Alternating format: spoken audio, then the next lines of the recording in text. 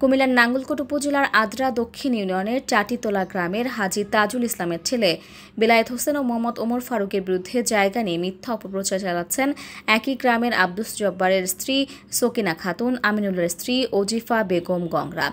বেলায়েত হোসেন ও মোহাম্মদ ওমর ফারুক বলেন, বড় চাটিতলা মৌজার সাবেক ৩৬৫ দাগ বর্তমানে ৫৬৪ দাগে প্রায় ৭ শতক জায়গা ক্রয়সূত্রে মালিক তাদের বাবা তাজুল ইসলাম। তিনি একই গ্রামের নোয়াবালী খায়রা খাতুন সাইদুল হকের কাছ থেকে সাব কবলা মূল্যে ক্রয় করেন। কিন্তু গত ২৪ সাল থেকে এখন পর্যন্ত সকিনা ও ওজিফা খাতুন জায়গার মালিক দাবি করে হয়রানি করে আসছে। এই ঘটনায় থানায় ও গ্রাম্য সালিশ বৈঠক হলেও সকিনা ও ওজিফা জায়গার মালিক হিসেবে কোনো প্রমাণ দেখাতে পারেনি। গত ২২ সেপ্টেম্বর বেলায়েত হোসেন বাদী হয়ে কুমিল্লা আদালতে মামলা দায়ের করেন।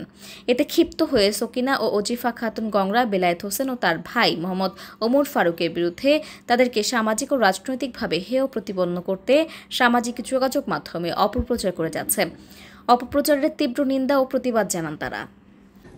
আমার আব্বা অনেক বছর আগে এই ৩৬৫ দাগে প্রায় ৭ শতক জায়গা ক্রয় করে আমরা ওই জায়গাটার মধ্যে শান্তিপূর্ণভাবে বসবাস করে আসছি। নোয়াবালী খায়রা খাতুন এবং এই সাইদুল হক এক ব্যক্তি থেকে ক্রয় করে ওই ক্রয় করা সম্পদের উপর আমরা শান্তিপূর্ণভাবে বসবাস করে আসছি। এখানে আমরা বসবাস করি, আমাদের এখানে কিছু দোকানপাট আমরা ওঠানোর জন্য ব্যবস্থা করছি। এখন আমরা ৪টি দোকান ওই স্থাপনা এখন সকিনা খাতুন এবং ওজিফা খাতুন ওনারা আসছে, ওনারা এই জায়গাটা দাবি করতেছে। দাবি করার পরে আমরা এই গ্রাম্য সালিশের মাধ্যমে বিভিন্নভাবে আপনারা বিচারাধীনের মাধ্যমে বারবার প্রমাণিত হয়েছে জায়গাটা আমাদের। বিভিন্নভাবে আমাদের জায়গাগুলো জবরদখল করতে চাইতেছে। জবরদখল করতে হয়েছে যে আমি কোর্টের দ্বারস্থ হয়েছি। বর্তমান কোর্টের দ্বারস্থ হওয়ার পরে এখানে ওই জায়গাটার মধ্যে 145 জারি করা আছে।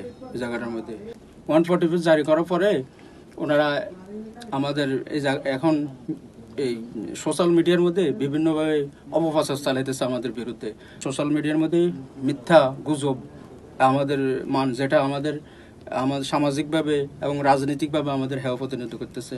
আমি এই ঘটনার তীব্র প্রতিবাদ জানাইতেছি, তীব্র নিন্দা জানাইতেছি।